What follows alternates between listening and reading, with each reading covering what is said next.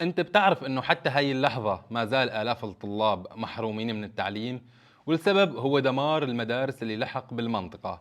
يا جماعة، بمنطقة سهل الغاب تحديدا حتى هاي اللحظة أكثر من 50 مدرسة خارجة عن الخدمة وبحاجة لإعادة ترميم.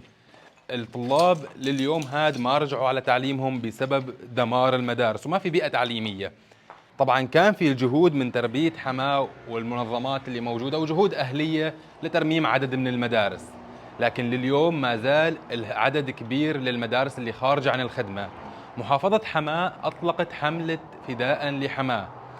هي الحملة من واجب علينا أنه ندعمها ونكون سند إلها.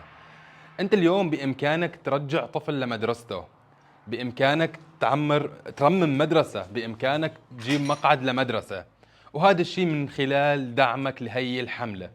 فكونوا معنا وتأكد أنه أنت رح تكون صوت هي الطلاب وصوت هي الأطفال ليرجعوا يوصلوا تعليمهم.